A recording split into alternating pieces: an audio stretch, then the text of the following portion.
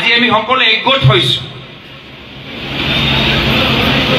একগোট হৈছোঁ অহংকাৰৰ বিৰুদ্ধে সংগ্ৰাম কৰিবলৈ। ভাৰতৰ ইতিহাসত সদায় আমি দেখা পাইছোঁ যেতিয়া এজন বিশেষ ব্যক্তি বেছি শক্তিশালী হৈ ক্ষমতা তেখেতৰ মূৰত সোমাই যায়, অহংকাৰী হৈ যায়, আৰু তাৰ পিছত তেখেতৰ অহংকাৰ ৰাইজে ভাঙি দিয়ে।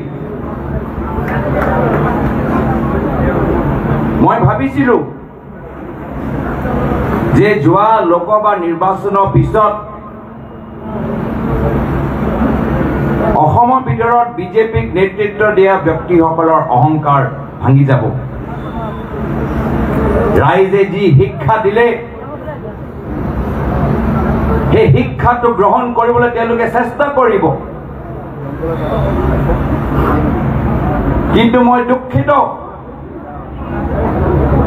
যে যি বাৰ্তা অসমৰ ৰাইজে দিবলৈ বিচাৰিছিল সেই বাৰ্তা এই অহংকাৰী নেতৃত্বৰ ওপৰত তেওঁলোকৰ একো প্ৰভাৱ পৰা নাই। সেই একে সাম্প্ৰদায়িক বাৰ্তা, সেই একে ধনৰ প্ৰতি লোভ, সেই একে জ্যেষ্ঠৰ প্ৰতি অপমান, যি কাৰণত তেওঁলোকৰ পৰা ৰাইজ আঁতৰি গ'ল, তেওঁলোকৰ পৰা কৰ্মীখিনি আঁতৰি গ'ল। আজি সেই কাৰণ এতিয়াও তেওঁলোকৰ নেতৃত্বত আমি দেখা পাইছোঁ, আৰু সেইকাৰণে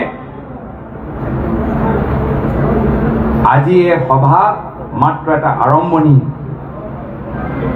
আজি বহুত মানুহ যি বিজেপি দলৰ ভিতৰত আছে, আজি অশোক শৰ্মা ডাঙৰীয়া এই বলিষ্ঠ পদক্ষেপৰ পিছত সাহস পাইছে, গম পাইছে যে হয়, যদি এজন মানুহৰ অহংকাৰ ভাঙিব লাগে তেতিয়া কংগ্ৰেছ দলক যোগদান কৰি আমি কংগ্ৰেছ দলটো শক্তিশালী কৰি এইসকলৰ অহংকাৰ আমি ভাঙিবলৈ আমি সক্ষম হ'ম। আৰু যদি আমি এইসকলৰ অহংকাৰ ভাঙিবলৈ আমি সক্ষম হ'ম, তেতিয়াহে গৈ আমাৰ অসমৰ ভিতৰত শান্তি সম্প্ৰীতি আনিবলৈ আমি সফলতা লাভ কৰিম।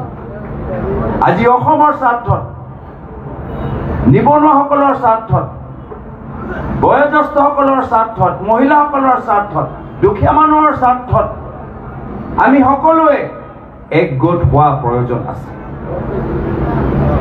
আৰু মই ইয়াৰ পৰা বাৰ্তা দিছোঁ যে যিসকলে অহংকাৰী ৰাজনীতিৰ বিৰুদ্ধে আমাৰ দলটোক যোগদান কৰিবলৈ বিচাৰে তেওঁলোকৰ বাবে আমাৰ দলৰ দুৱাৰ সদায় মুকলি আমি কৰি ৰাখিম। আৰু এই কথা মই আগতেও কৈছিলোঁ কি যদি আমাৰ ব্লক কংগ্ৰেছ, জিলা কংগ্ৰেছ অনুমতি থাকে তেতিয়াহে গৈ আমাৰ দলটোক বাহিৰৰ পৰা এজন ব্যক্তিক যোগদান কৰিব পাৰিব। আৰু তাৰে উদাহৰণ আজি আমি নলবাৰী জিলাত আমি দেখা পাইছোঁ।